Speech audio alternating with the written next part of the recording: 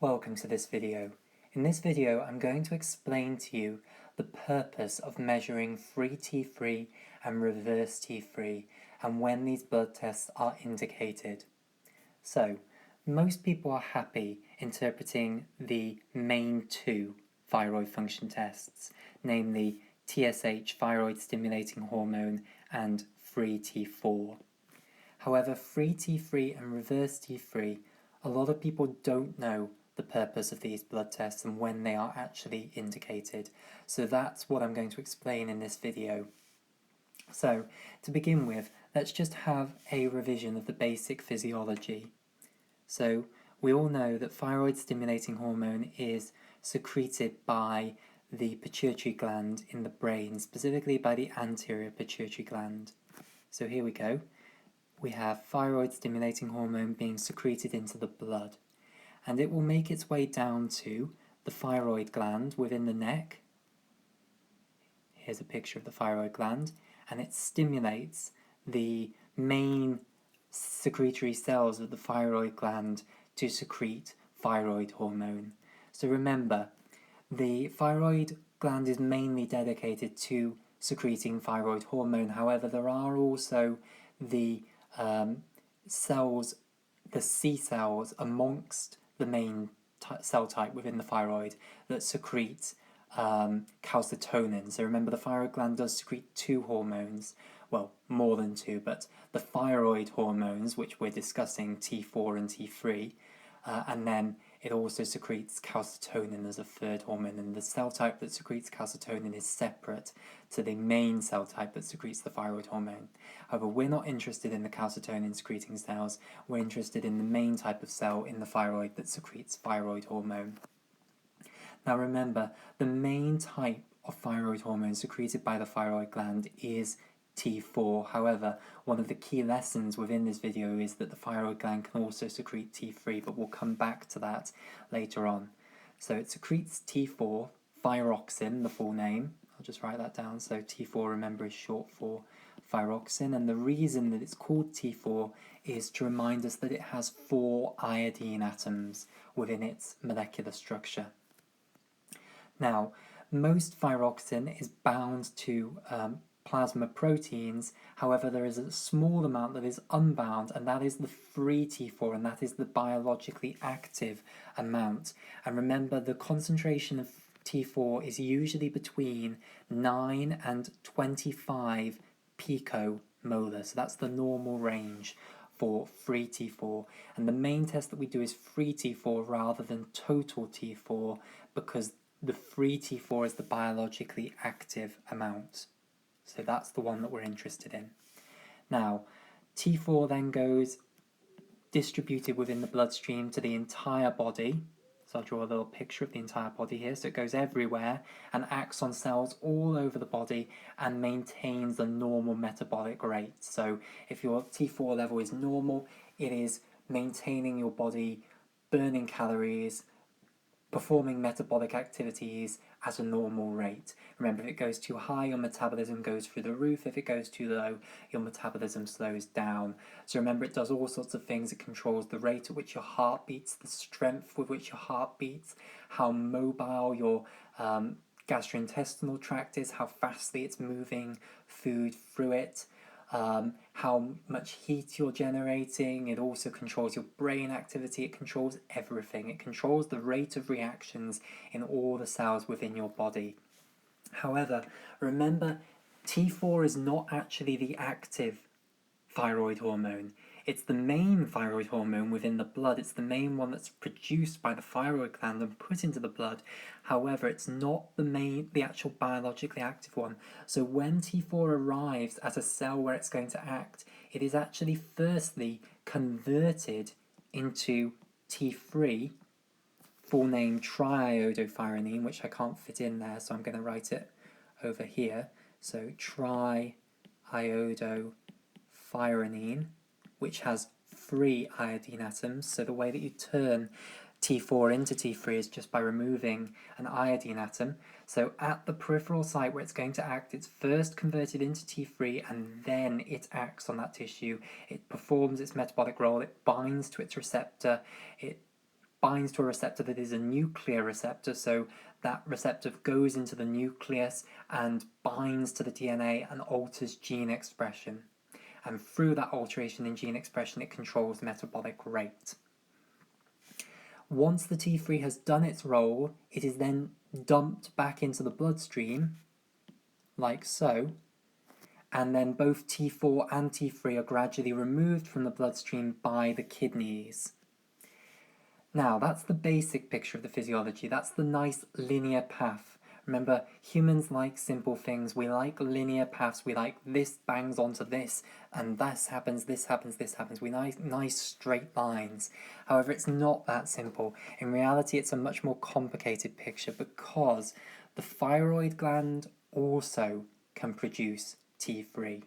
In fact, it does produce T3. So this is the new part of that story, the complicating part of the story, but the true part of the story and the part that's very important for us to understand. So the thyroid gland doesn't just secrete thyroxine, it also secretes triiodothyronine. It just secretes much larger amounts of thyroxine than it secretes of triiodothyronine. And that triiodothyronine that it releases will indeed go to the peripheral parts of the body, and it doesn't even need to be converted, it can then just act on its own. And T3, just like T4, again, it's bound to plasma proteins, most of it. However, it's the free T3 that is actually biologically active and able to go into cells and signal. However, be aware that a lot of the T3 in the blood has come from peripheral conversion of T4 rather than direct secretion from the thyroid gland. The main thing that's being secreted by the thyroid gland is thyroxine. So that's a little bit more of the physiology. Let's now talk about what the purpose of measuring the free T3 level is. But just before we do that, let's talk about the normal range of TSH. So the normal range for TSH is usually between 0.5 and 5 milli-international units per litre. Now, what's lovely about the measurement of TSH is that everyone in the world can agree on the units for measuring TSH. Unfortunately, the same is not true for T4 and T3. This unit that I've used is picomolar, which is the units that are used in the UK. However, in certain other countries, most notably probably America, they use different units to that. So I apologise if you are American and are watching this video, that these are not the units that you would use. I'm afraid do not know the American units and do not know the normal range in the American units. So, TSH, however, we can all agree on the units, and the range is normally between 0.5 and 5 milli-international units per litre. Now, let's just talk about normal. Let's just talk about how we interpret the main thyroid function tests, which are these two. So, some examples then. If you have primary hypothyroidism, and remember, primary hypothyroidism means that the cause of the hypothyroidism is an issue with the thyroid gland, whatever that might be. Now, one of the most common causes of primary hypothyroidism would be an autoimmune disease of the thyroid gland called Hashimoto's thyroiditis, and I will just write a little bit of this down, even though this isn't directly related to what we're discussing with free T3 and reverse T3. Let's just remind ourselves of the basic thyroid pathology. So, Hashimoto's thyroiditis. This is a reasonably common autoimmune disease, and it's an autoimmune disease that attacks the thyroid gland and destroys the thyroid gland, and therefore results in primary hypothyroidism, thyroid failure if you like. What will this do to the thyroid function tests? Well, it's going to lead to reduced secretion of thyroid hormone by the thyroid gland. The main thing that's secreted by the thyroid gland is T4, so it will lead to a low level of free T4. So you'll get this collapsing down, maybe let's say it goes down to 2.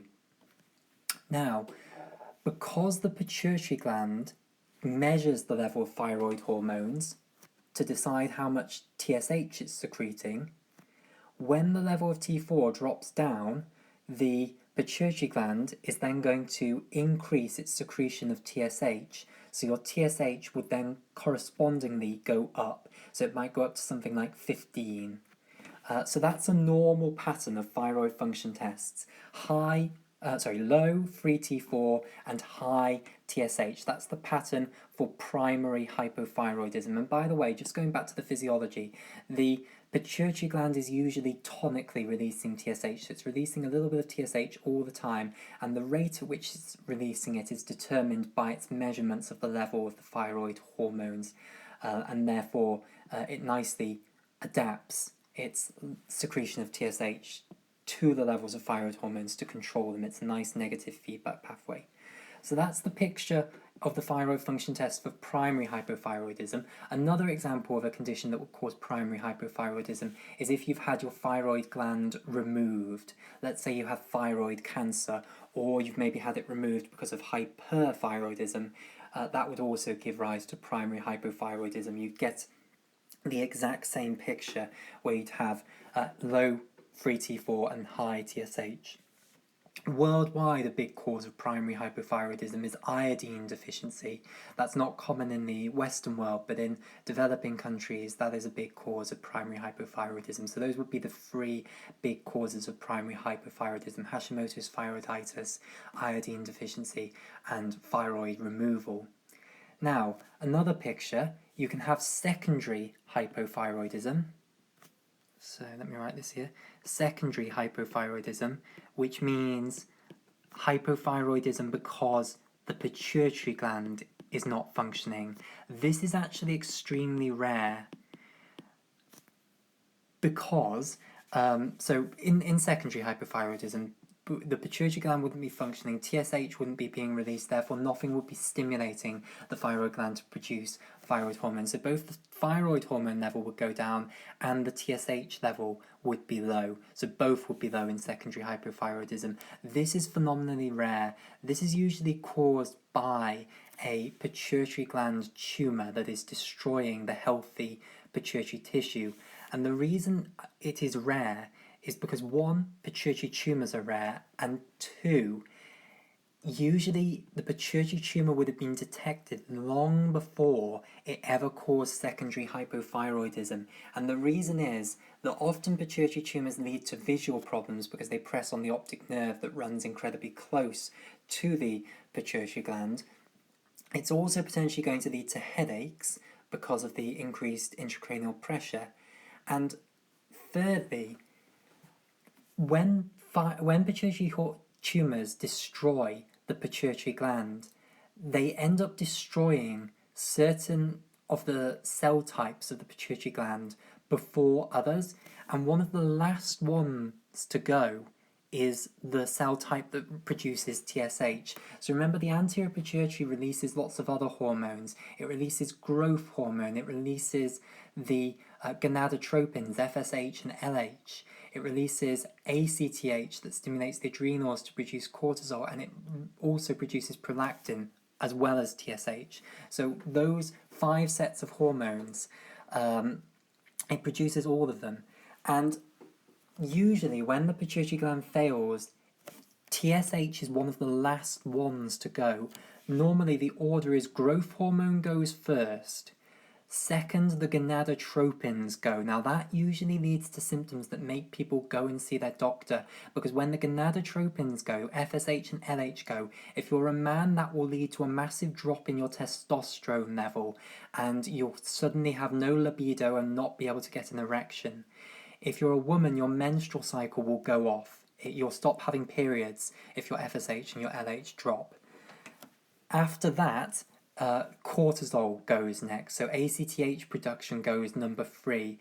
When that goes, your cortisol will go down. You'll end up with secondary hypoadrenalism, which will cause your blood pressure to collapse. So every time you stand up, you'll be feeling like you're fainting, your blood pressure will be collapsing, eventually you will faint. And if you didn't seek investigation for your gonadotropins going off and problems with your reproductive organs, you will seek medical attention at that point when you're fainting every time you stand up. If you don't, for some reason, then you would develop secondary hypothyroidism. Hypothyroidism is number 4 in pituitary failure. Finally, the last one is prolactin goes. Prolactin is the last one to go of the anterior pituitary hormones. So that's the reason that secondary hypothyroidism is extremely rare, because people seek medical attention long before it ever gets to that. But in principle, it's an interesting pattern. Both of them would be low in secondary hypothyroidism. The other pattern is then hyperthyroidism, the main type of which would be primary hyperthyroidism. Secondary hyperthyroidism, where you have a tumour of the pituitary gland actually secreting TSH, is phenomenally rare, so we won't really even write that down. So primary hyperthyroidism is the main form of hyperthyroidism, a disorder of the actual thyroid gland itself rather than the pituitary gland. And the main form of primary hyperthyroidism is Graves' disease,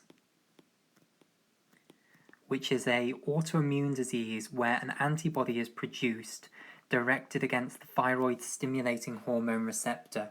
So remember, for TSH to have an effect on the thyroid gland, it binds to a receptor on the surface of the cells of the thyroid gland and stimulates them to then produce the thyroid hormone. In Graves' disease, you produce an antibody. The immune system, the ciliary immune system, produces an antibody. Here's a picture of an antibody that is capable of binding, and here is the binding site of an antibody, here and here. It's capable of binding to the receptor and stimulating that receptor. It would be okay if it just bound to it, but no, it binds to it and stimulates it, and therefore can result in the thyroid gland producing far too much thyroid hormone. And the pattern that this would then produce is an elevated free T4, and it can go up to 30, 40, possibly even 50. I've never seen it go that high, but certainly it can go up into 40. I've seen it up to 45 before.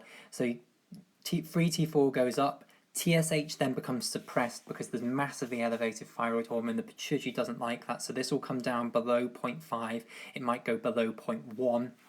That will be the pattern for primary hyperthyroidism, which is the main form of hyperthyroidism, so we might as well just drop the primary and just call this hyperthyroidism.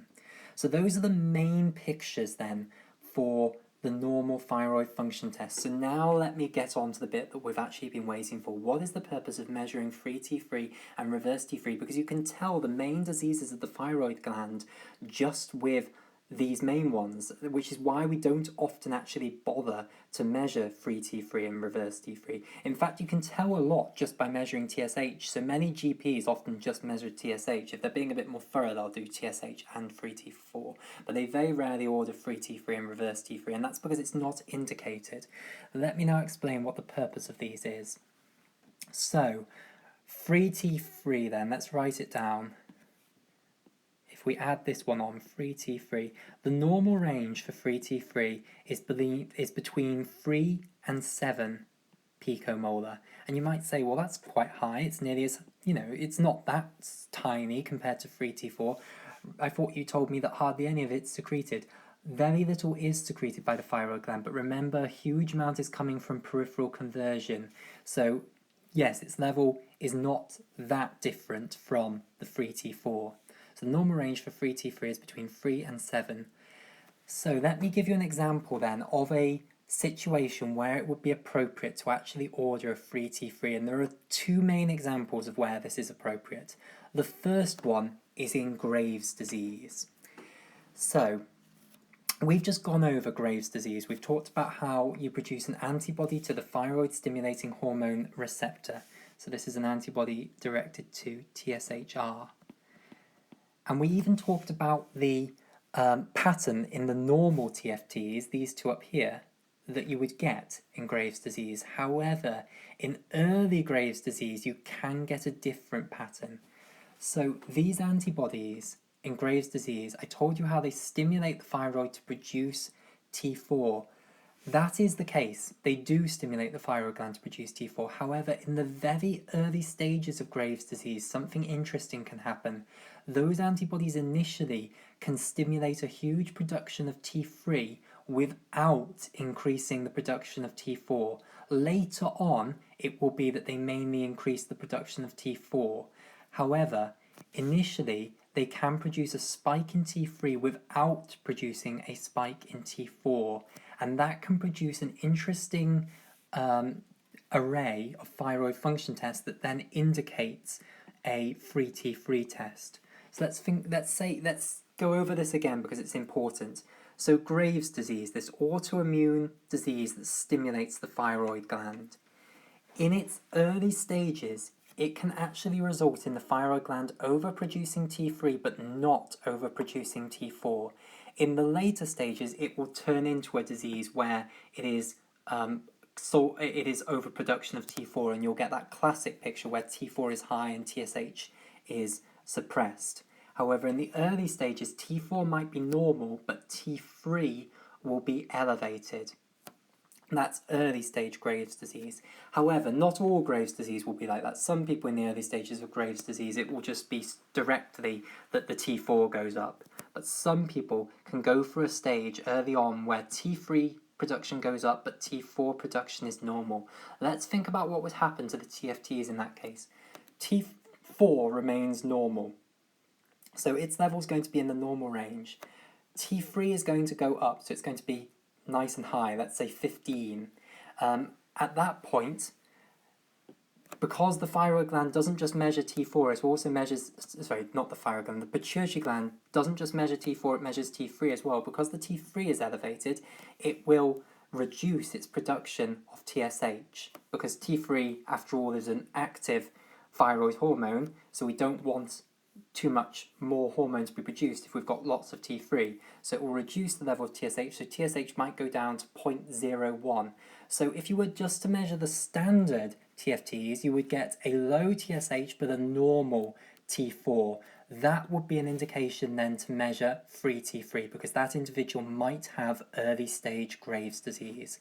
So there is an indication. When the TFTs don't fit one of the classic patterns, that's when you might consider measuring free T3. Early stage Graves is one of the major indications for measuring free T3, and the pattern you would see in the standard TFTs is low TSH but normal free T4, and that's where you want to see is their free T3 elevated, because that would explain why they've got a suppressed TSH.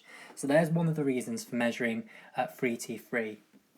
The other reason for measuring free T3 comes along with reverse T3. So let's now discuss reverse T3 and what this is, and the condition where you would measure reverse T3, RT3. So, firstly, what is reverse T3? Reverse T3 is very similar to T3, however, you create it by taking a different iodine atom off thyroxine. So we talked about how T3 comes from thyroxine when it has an iodine atom removed from it. At the peripheral tissue, not only is T3 being produced, but they also produce this other thing, reverse T3. So when T4 arrives at the peripheral tissue, this is going to complicate the picture, you also produce something called reverse T3, RT3. RT3 is useless. It does not work. It's not like T3 at all. T3, you create it and then it binds to your receptor and it alters gene expression to control metabolic rate. When the peripheral tissue takes T4 and accidentally makes reverse T3 instead, and a huge amount of it does turn into reverse T3, this isn't a minor point. A lot of reverse T3 is produced when it's deiodinating T4. That reverse T3 is then useless. It dumps it back into the blood, it doesn't bind to the receptor, it doesn't pass go, it instead just gets dumped back into the blood and then removed by the kidneys later on. So T4 can be turned into reverse T3 and T3, and the reverse T3 is not biologically active. So what then is the purpose of measuring reverse T3? Well, in certain conditions, and there's one condition in particular, your production of reverse T3 can be hugely increased, and therefore your production of T3 can be hugely decreased. And this would then mean that all the T4 that's arriving at your tissues would be turned into reverse T3, would not perform any activity, and you would become extremely thyroid hormone deficient, hypothyroid, even though your thyroid gland was producing a normal amount of thyroid hormone. So you would get hypothyroid, slow metabolic rate, even though it's not the fault of your thyroid gland, it's not primary hypothyroidism, it's not secondary hypothyroidism. You are actually euthyroid, your thyroid's perfectly healthy, however, the thyroid hormone is not able to act properly because it's all being converted into reverse T3. So what is this condition where this happens? It's something called euthyroid sick syndrome, ESS for short. So this stands for euthyroid, because it's not an issue with your thyroid gland. Your thyroid gland is fine. So euthyroid sick syndrome. It's something else has gone wrong. There are other names for this. It's also called non-thyroidal illness syndrome. It can be called sick euthyroid syndrome. And there is a big name for it, which is Tacitus, which stands for something. It stands for thyroid allostasis in critical illness, tumours, uremia, and starvation. And that isn't actually as bad a name as it sounds, because it tells you some very important stuff. This bit here is very, very important. So let me tell you when this condition actually occurs. This condition occurs in people who are extremely sick. If you, for instance, are septicemic for a long period of time, maybe a week or so, or if you are in the advanced stages of starvation, and I apologise, we're going to have to call this video short for, we're going to have a break here. I'll be back in the next video.